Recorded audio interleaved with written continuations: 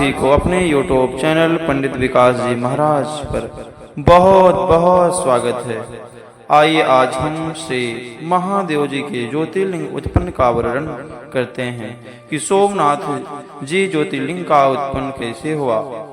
तो प्रेम से आप सब श्रवण करिए।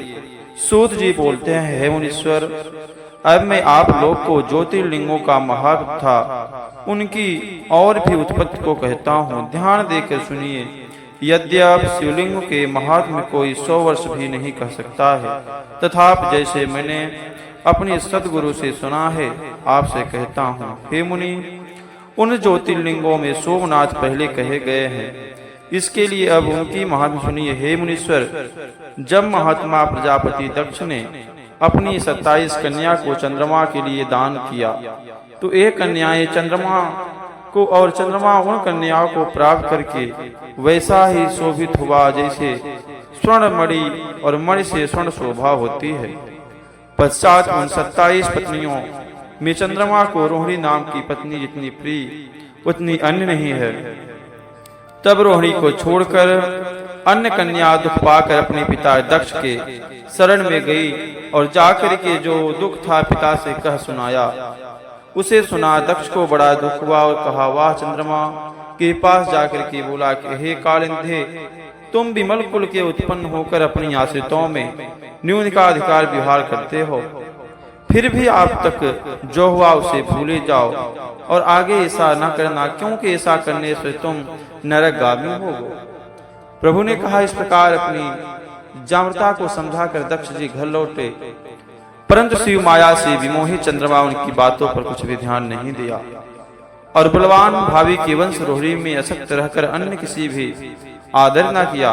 तब कन्याओं को तिरस्कार समाचार सुन दक्ष जी फिर दुखित भाव से चंद्रमा को नीतिमय उपदेश देने का प्रार्थना करने आए, परंतु उसके विचार से उत्तम न पाकर उन्हें क्षयी होने का श्राप दे दिया। चंद्रमा को छेड़ता इंद्रदेव का वशिष्ठ ऋषि ब्रह्मा के शरण में गए और वहां वृतांत कहा। ब्रह्मा जी विस्मित हो गए। फिर शिव जी की माया की प्रशंसा करते हुए चंद्रमा को दोषी बनाने लगे, क्योंकि चंद्रमा ने और भी कई प्रकार के ऐसे अपराध किए थे। अब चंद्रमा या देवताओं के साथ प्राभ क्षेत्र में जाकर के महामृत्युंजय का विधान से शिव जी की आराधना करे तो क्षय से रहित हो सकता है, अन्य उपाय नहीं है। तब देवता और ऋषि ब्रह्मा जी यह वाणी सुनकर वहां लौटकर उस स्थान पर आए जहां चंद्रमा और दक्ष थे। तब देवता दक्ष को आश्वासन देकर के चंद्रमा को साथ ले प्रभास क्षेत्र में जाकर के शिवा अर्चना करने लगे। सरस्वती आदि श्रेष्ठ तीर्थों का आवाहन कर पार्थिव विधान, मृत्युंजय विधान, शिव जी की पूजा प्रारंभ किया।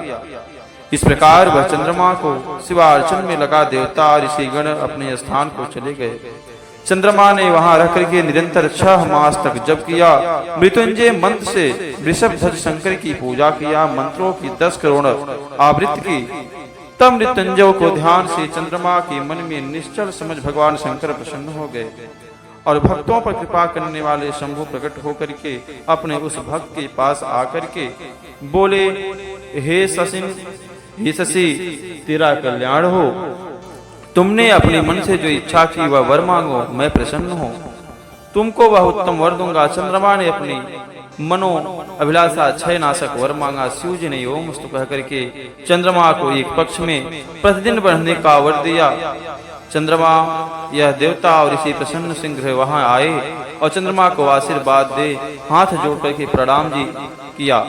शिव जी के आदर पूर्वक बोले कि हे देव महादेव, आपके लिए नमस्कार है। हे स्वामी, हे शंभो, अब आप पार्वती सहित यहाँ स्थित रहें। सूत जी कहते हैं, यह सुनकर चंद्रमा सद्भक्त शंकर जी की स्तुति करने लगे और फिर तो निराकार प्रभु तक्षण वहां साकार हो गए। देवताओं को प्रसन्न हो क्षेत्र की महिमा बढ़ाने के लिए और चंद्रमा का यश के लिए उसी नाम से वहां विख्यात हुए। सोमेश्वर नाम पड़ा और जो उनकी पूजा करता है उसके क्षय और कुष्ठादिक रोग शांत हो जाते हैं। देवताओं ने उनके ही नाम से वहां एक कुंड की भी स्थापना की, जिसने शिव जी तथा ब्रह्मा जी ने स्वीकार किया। वह पापनाशक चंद्र कुंड पृथ्वी अब तक प्रसिद्ध है। जो मनुष्य उसमें स्नान करता है सभी पापों से छूट जाता है। यदि कोई निरंतर 6 मास तक इस कुंड में स्नान करता है उसको क्षय आदि अशुद्ध रोग नष्ट हो जाते हैं। इस प्रकार सोमनाथ लिंग का दर्शन करता है वह सभी पापों से मुक्त हो जाता है। मनो भाव जो प्रभु का सेवा करता है स्वर्ग की प्राप्त होता है। इस प्रकार सोमेश्वर ज्योतिर्लिंग की उत्पन्न वर्णन जो मनुष्य उनकी उत्पन्न को सुनता है सब कामनाएं पूर्ण होती तथा वह सबो पापों से मुक्त हो जाता है। इस प्रकार सोमेश्वर महादेव जी की स्थापना हुई। जय जय महादेव, जय जय शंभु, जय जय श्री राधा कृष्ण। हर हर महादेव शंभु।